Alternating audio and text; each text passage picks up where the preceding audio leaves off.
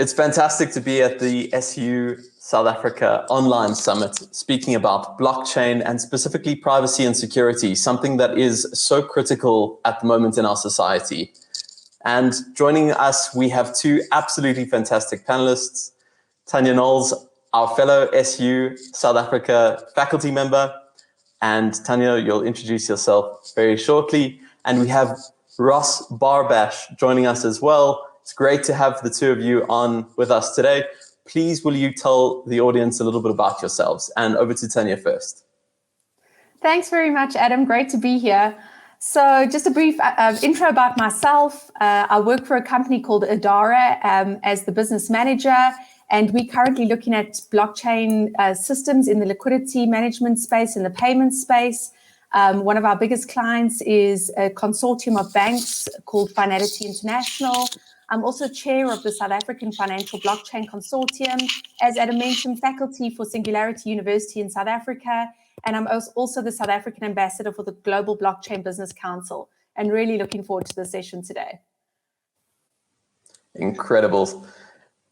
And obviously we have two fantastic experts on our panel. So Tanya, your credentials really speak for themselves. Ross, over to you. Where are you at the moment? Thank you, Adam. I am currently in South Lake Tahoe, Nevada. My home has survived the fires, knock on unburned wood currently. Adam and Tanya, thank you so much for inviting me and having me. And thank you, Singularity South Africa, for having me. A little bit of background about myself. I am currently the general counsel at MobileCoin, which is a project that has built its own blockchain and cryptocurrency that integrates into messaging apps and facilitates privacy-focused payment functionality. Prior to that, I've represented projects across the blockchain ecosystem in a legal capacity, all the way back to 2013, which makes me a bit of a dinosaur in some respects in this industry. I also started and run an international organization for blockchain lawyers called the Blockchain Lawyers Forum. And if we have any South African viewers, I'm also a big fan of Boerewors and Biltong. I think we will definitely have South African viewers, so great to hear that, and really obviously great to hear that you've gotten through those wildfires. Thank goodness. It's absolutely terrible.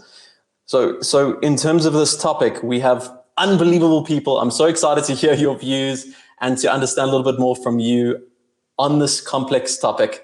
But before we dive into the privacy and security aspects of the topic, can you just fundamentally tell us what sort of blockchains exist now? You know, is it just financial, or there are other blockchains as well? So I'm happy to start off here. Blockchain in and of itself is a technology that can be used across use cases. It's really just an innovation in accounting when you break it down to its most granular level. If you drill down to accounting innovations, originally it was the advent of writing. And then there was one ledger, just piece of paper or something written with transactions on it. Then in the era of the Medicis, there was a shift from single book to double book accounting. So each party on each side of a transaction kept track and tried to prevent bad acting. And now blockchain has created a decentralized ledger, which theoretically has unlimited number of people who can review it. The primary use case we've been seeing to date, and it gets most of the press, has to do with financial transactions. But that type of accounting can be used for in any industry or medium that needs to keep track of any sort of entries. So anything from I'll pause there. Great. So you've really got great redundancy in the storage of this information and distribution in the storage of that information. So that inherently means that if anyone can review it, it's quite open, right? So how does this work in the context of privacy? If for something to be private, it can't be open. Sure. There's a balancing act there, right? That there are benefits to openness and there are benefits to privacy in many different respects. At its nature, if you take Bitcoin as probably the most well-known example, the the actual ledger entries for transactions of sending of Bitcoin from one party to another, those ledger entries are public. Anyone can view them and go online and view them. Now, what's not public is the identity associated with the wallets on each end of the transaction. So there actually is inherently some amount of privacy built into how the Bitcoin network exists. And the traditional financial infrastructure has addressed a lot of that type of concern in traditional types of fiat-based transactions using KYC and AML to check who parties are on ends of transactions. But in a new area of technology like Bitcoin transactions, that nexus of linking identity to linking the transactions is where a lot of the privacy activities discussions are happening right now. Okay, perfect. So that makes a lot of sense. That really clears up the difference between something that's publicly open and fully redundant with the fact that there can be privacy baked in the system. So Tanya, maybe I can ask you, what does being on-chain actually mean? What sort of information is being stored on the chain? Adam, thanks. I want to say, and Ross, it's the first time I've heard that we reinvent an accountant in this space. I always consider accountancy quite a boring topic, but I suppose in many ways we are reinventing the book entry system around accountancy. So I like to think that blockchain is a bit more exciting than accountancy, but I'll take it as a very good explanation.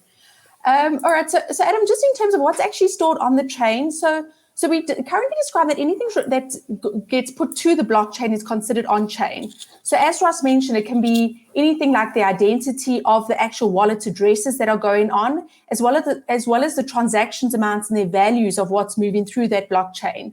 So, some of the advantages is that we have this transparency of what people can actually see. Those wallet addresses are pseudo-anonymous, that you don't necessarily know who's behind there. But then at the same time, it does provide a huge amount of transparency that you can actually go in and say, hang on a second, I transferred some Bitcoin to the following address. Let me go and actually see what other transactions this address is doing. So if you know the person sitting behind that address, you would actually be able to go and trace, let's say, what other transactions they're doing or how much money is actually sitting in that wallet. So while there is an area of anonymity, or I'll never get that word out, you know what I mean, hopefully, there's also this idea that the blockchain is very transparent and does have all those details recorded in every single transaction that everybody can see. I think we've got to also understand that, if you've ever watched the blockchain live in action, there's literally thousands of transactions going through, every single minute. So it's very, very difficult to actually narrow it down and say, hang on a second, what's going on in this particular one? But if you do know the wallet address of somebody, you would be able to see essentially what they have and what transactions they've been doing. Perfect. So that makes perfect sense. I mean, it really speaks to this idea of privacy coins, where I think that is not possible, right? And we'll hopefully get to that a little bit in our conversation shortly. But why is privacy important when things are on-chain? I think you've alluded to this, Tanya, but maybe you can just elaborate why privacy is a concern at all. And maybe it speaks more to a general sense of privacy at the moment in the world, but what's your view on why privacy is important? Adam, it's an interesting one because, I think when I started in this space, I was sort of thinking that privacy is very important, and, we the banks and the government shouldn't be tracking what we're doing with our money, and Bitcoin is the answer to this because we can operate in this pseudo-anonymous way and nobody will know what I'm doing. But as I say, once you've got that identity of a wallet address, you can in very many ways actually see what that person's doing. So it's very transparent. I mean, somebody, for example, who's earning their salary in Bitcoin, somebody else would be able to go and see what Bitcoin are sitting in that address. So that's the one thing. But on the other side of the transaction is, as soon as you get into this, you realize that there is a lot of illegal or illicit activity that sometimes goes through the blockchain. And regulators have actually put rules in place to protect consumers and to protect our identity around what we actually, not our identity, let me put it this way. The regulators have put in rules in place to actually protect the financial system. And therefore, you do need an element of privacy, but you do need an element of actually knowing what is, who is sitting behind those transactions to stop a lot of the scams or to stop the illegal activity that's existing. So it's a very difficult balance to achieve, where we want to have privacy and we want to have control over what we're doing with our money and don't necessarily want governments and banks and things like that knowing about it. But at the same time, we're very often relying on those organizations to protect us when something does go wrong.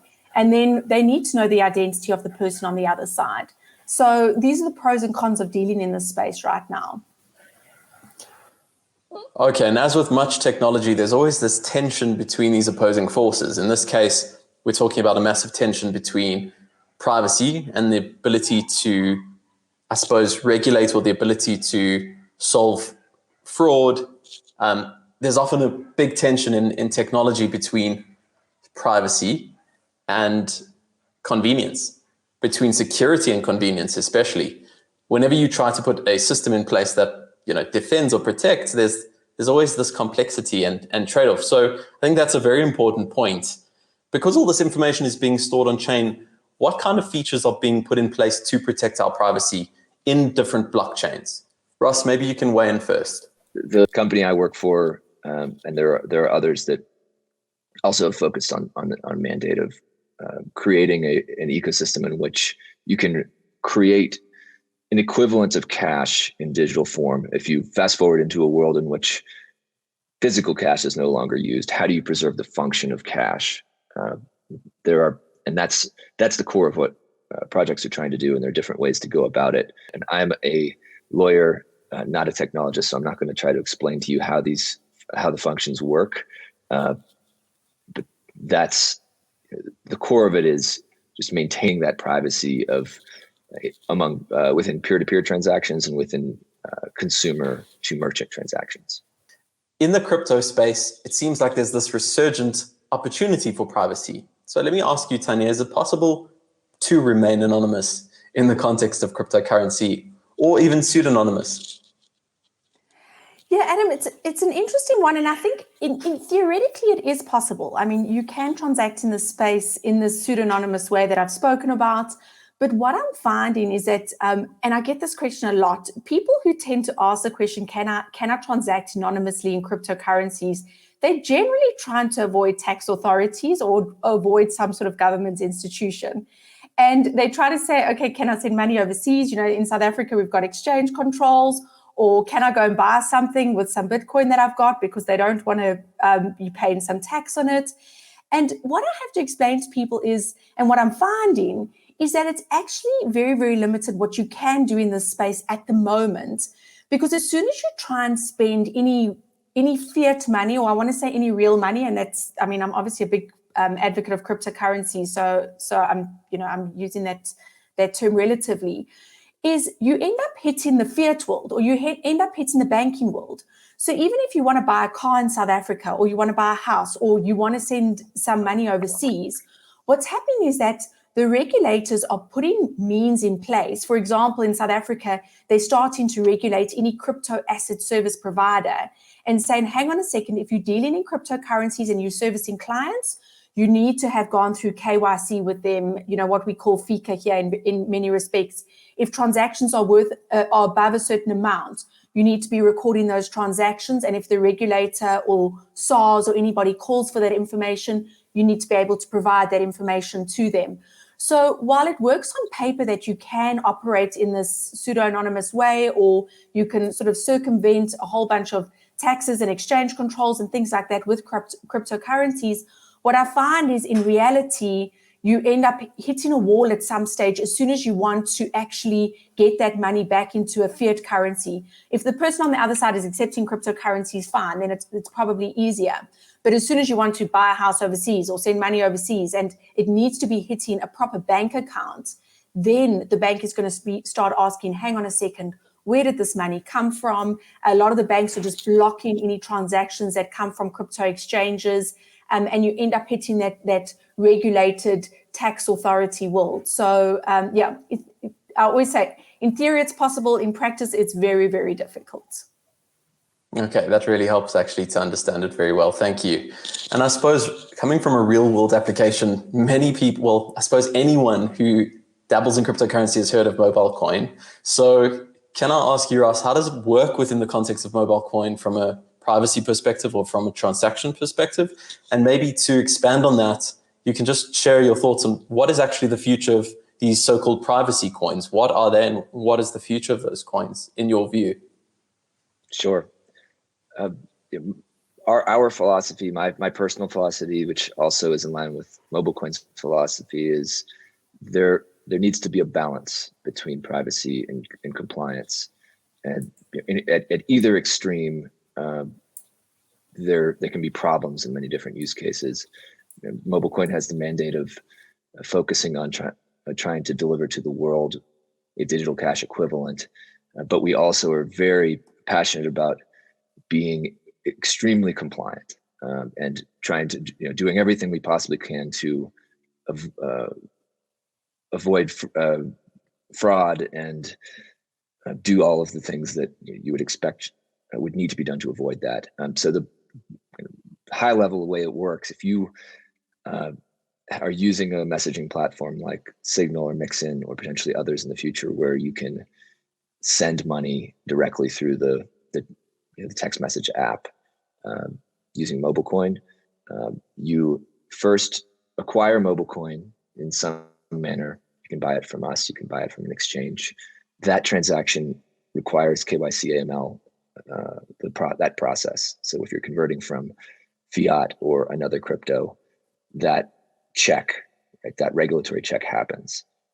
Then once you have your MobileCoin, you can send it to other people who are on that messaging platform. So you can send, if your friends are on Signal and you want to pay them for your half of dinner, you can just get into the app and click send.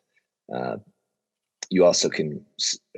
There are some merchants that have already integrated that functionality, so you can actually pay for items, and the merchants pay VAT tax, right, as a result, compliant in that manner. Sounds like you've really managed to strike this balance that we were discussing a little earlier. What's your view on the future of privacy coins as they're known? Do you think regulation is going to obliterate it? And I'd like to hear the answer to this from both of you if possible. So Ross, why don't you jump in first? I think privacy coins serve a very important function in society, based on some points I've made before.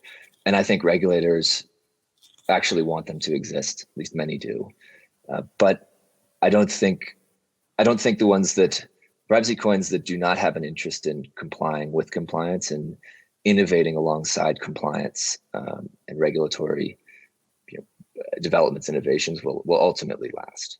This is a competitive marketplace, and the best products win out over time. And I believe the best products that are delivering private digital cash-like functionality also will be very focused on innovating on the compliance end. Great, thanks for that. Tanya, what's your view, and specifically on the African continent, is there a future for privacy? Yeah, I think there is, Adam. I think here more so than anywhere. If you look at some of our neighboring countries here, the people there are just struggling with this idea of just even trying to preserve the value that they have. If you want to send money to Zimbabwe now, it's not viable for anybody to actually put it in a bank account because the government or the bank has the ability to take that money out. So there is a desperate need for people just to have privacy in terms of protecting their money and their own assets and integrity of those assets, if I can put it that way. And it's not necessarily to avoid things. I love Ross's point now, saying that the privacy coins that will come out at the end of the day are the ones that look to be compliant. I think that's a great point, because right now what governments are trying to do, many of them, they're offering bounties to try and crack some of these privacy coins or privacy type blockchains or developments that are happening. So I think that there's definitely a need to do it, but if there's an organization doing it in a compliant way that protects the consumer at the end of the day, it really is something that we need on the African continent, and something that would be hugely beneficial for people. I think there is this huge tension that we keep coming back to, and it's a trade-off between the ability to regulate and the transparency and the ability to have privacy and security. So maybe in our last few minutes, we can just ask if you have any practical tips about how consumers can protect themselves with all of this complexity that exists. So focusing more from a security perspective than a privacy perspective. Ross, why don't you jump in first, please? Sure. So I'd say the key to privacy, or the key to maintaining your assets, your crypto assets, day one is security, and that goes all the way down to what accounts are associated, what email accounts are associated with your accounts. Do you have two-factor authentication for your email account, your Gmail account? How are you storing your private keys? What's your wallet management strategy? Are you using cold storage and cold wallets, hot wallets?